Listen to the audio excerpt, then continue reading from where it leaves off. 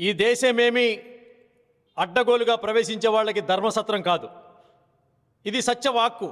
ఎందుకంటే ఇది రుజువైంది. ఈ రోజున బంగ్లాదేశ్ యొక్క పార్లమెంటు సభ్యులు అఖ్తర్ హుసేన్ పార్లమెంట్లో మాట్లాడుతూ పశ్చిమ బెంగాల్లో బీజేపీ విజయం సొరబాట్లుగా వెళ్ళేటువంటి బంగ్లాదేశీల్ని నిలువరిస్తుంది. అదేవిధంగా ఎవరైతే ఇల్లున్నారో వాళ్ళ మొత్తాన్ని వెనక్కి పంపివేస్తుందని చెప్పని ఇది సత్యవాక్కు. ఈ రోజున మనం కొన్ని శాంతసవాద ఆలోచనలు కలిగినటువంటి విధానాలతో ఆగస్టు 14, 1947 పాకిస్తాన్ జిన్నా నాయకత్వంలో ఏర్పడిందో, ఆ తర్వాత కొద్ది సంవత్సరాలు కలిసి ఉండిలేకి అదే శాంతసవాదం విడిపోయి పోరాటంగా వాళ్ళలో వాళ్ళు పోట్లాడుకొని మీతో మేము కలిసి బతకలేమని చెప్పని విడిపోయినటువంటి ఒకే ధర్మం, ఒకే ఆలోచన, ఒకే విధానం, ఒకే సంస్కృతి కలిగినటువంటి వ్యక్తుల నుంచి డిసెంబర్ 16, 1971లో ముజిబుర్ రెహమాన్ కింద విడిపోయినటువంటి బంగ్లాదేశ్, నాటి బంగ్లాదేశ్లో తర్వాత కూడా ఈ విచ్చలవిడి మనస్తత్వం కలిగినటువంటి వ్యక్తుల యొక్క ఏర్పడినటువంటి బంగ్లాదేశ్లో ఉన్నటువంటి రాజకీయ పార్టీల్లో జమాతే ఇస్లాం అత్యంత క్రూరమైనటువంటి పార్టీ.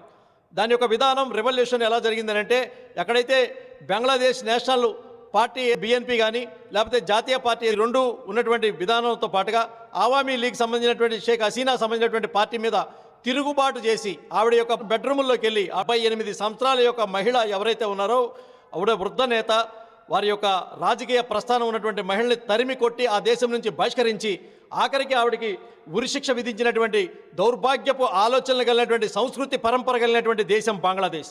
అటువంటి దుర్మార్గమైనటువంటి దేశం ఏదైతే ఉందో, జమాతే ఇస్లామీ నాయకత్వంలో తిరుగుబాటు చేసినటువంటి విప్లవం తర్వాత మళ్ళీ ఇప్పుడు ఏర్పడినటువంటి ప్రభుత్వం ఏదైతే ఉందో, ఈ రోజున బంగ్లాదేశ్లో ఉన్నటువంటి వ్యక్తులు వాళ్ళ యొక్క మనస్తత్వాలను బట్టే ఈ రోజున భారత్ భయపడుతున్నటువంటి పరిస్థితి. శరణార్థిగా తస్లిమా నస్రీన్ భారత్లోనే ఉన్నారు, శరణార్థిగా హసీనా భాగం కూడా భారత్లోనే ఉన్నారు.